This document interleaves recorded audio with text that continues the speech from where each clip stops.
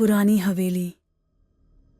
शहर के 4 दोस्त रोहित, समीर, मनीष और आरव हमेशा रोमांचक यात्रा पर जाने का सपना देखते थे।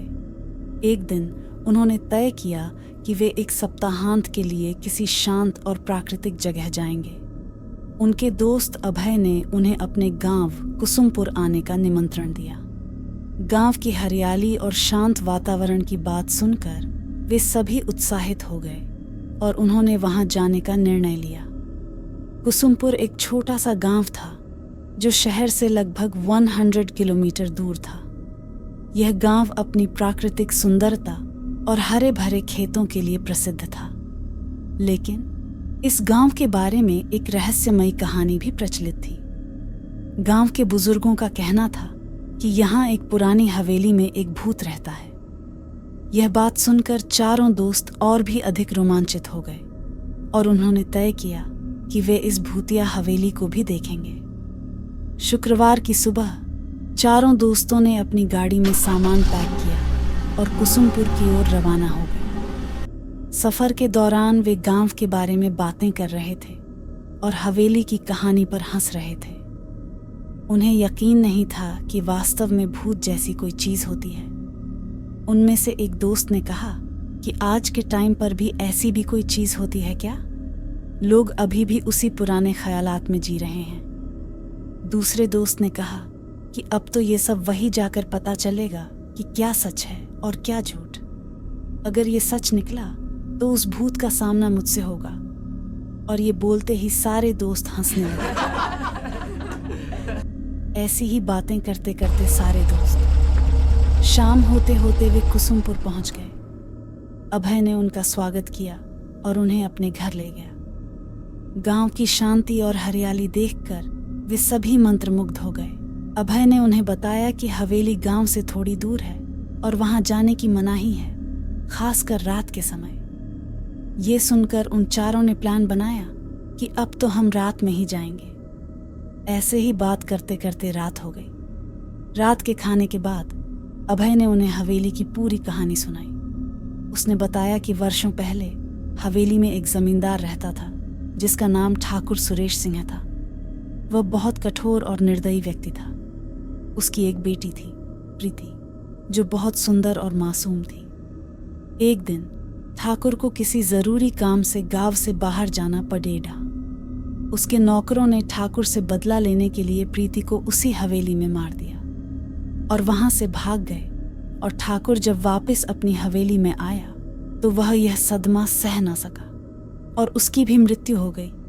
जिन लोगों ने प्रीति को मारा था वह कुछ समय बाद गांव वापस आए और अगले दिन उनकी लाशें भी हवेली के पास मिली और उसकी आत्मा आज भी हवेली में भटकती है। कहते हैं कि रात के समय हवेली से उसकी रोने की आवाजें आती हैं। रोहित, समीर, मनीष और आरव ने तय किया कि वे हवेली का दौरा करेंगे और सच्चाई का पता लगाएंगे।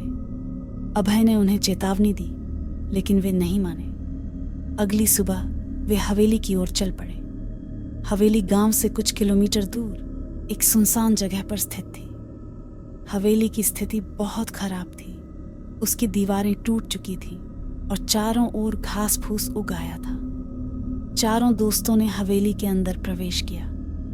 अंदर का माहौल बहुत ही भयानक था। दीवारों पर पुराने चित्र और फर्नीचर की स्थिति बहुत ही खराब थी। उन्होंने देखा कि हवेली के एक कमरे में एक बड़ा शीशा लगा था जो बहुत ही पुराना और धूल से भरा हुआ था। अचानक उन्हें लगा कि शीशे में कोई परछाई दिखाई दी। वे सभी डर गए और वहां से भागने की कोशिश करने लगे। जैसे ही वो लोग भागने की कोशिश करने लगे, हवेली के अंदर बहुत तेज हवा चलने लगी, खिड़कियों के पर्दे उड़ने लगे और आसपास के सामान सब इधर उधर बिखरने लगे। तभी उनकी नज़र शीशे पर दोबारा पड़ती है, जो शीशा कुछ देर पहले बहुत ही गंदा और धूल मिट्टी से भरा हुआ था। वह अचानक से पूरा साफ हो गया और बिल्कुल नया दिखने लगा। देखते ही देखते उसमें से एक काली परछाई धीरे धीरे बाहर आने लगी। ये देखकर तो उन चारों के रोंगटे खड़े हो गए। वो परछाई धीरे धीरे सीढ़ियों से उतरते हुए उनके पास आने लगी। ये देखकर तो चारों ने अपनी पूरी कोशिश की और उस हवेली से बाहर निकल गए। चारों के बाहर निकलते ही उस हवेली से बहुत तेजी से आवाज आने लगी, मुझे मुक्ति चाहिए, मुझे आजाद करो। रात होते ही वे गांव लौट आए, लेकिन उनके मन में हवेली की रहस्यमयी परछाई की तस्वीरें बार बार आ रही थीं। वे सो नहीं पा रहे थे। अचानक रोहित ने देखा कि कमरे की खिड़की के बाहर एक सफेद साड़ी पहने महिला खड़ी है। उसकी आंखें लाल थीं और वह हवा में तैर रही थी।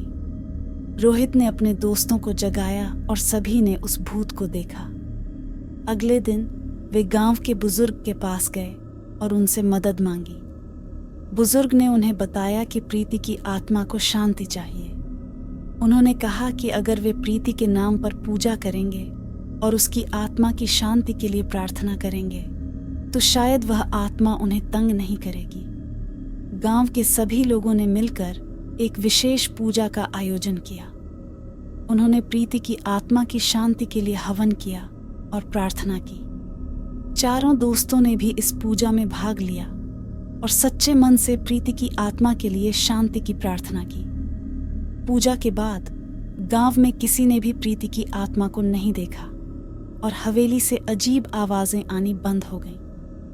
रोहित, समीर, मनीष और आरव ने महसूस किया कि भूत प्रेत वास्तव में होते हैं। वे इस अनुभव से बहुत प्रभावित हुए। यह कहानी हमें यह सिखाती है कि हमें किसी भी स्थान की रहस्यमयी कहानियों को हल्के में नहीं लेना चाहिए और हमेशा उन आत्माओं की शांति के लिए प्रार्थना करनी चाहिए।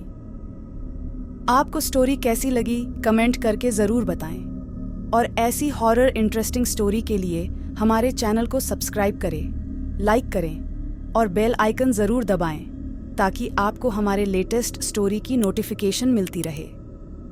Thank you for watching our channel.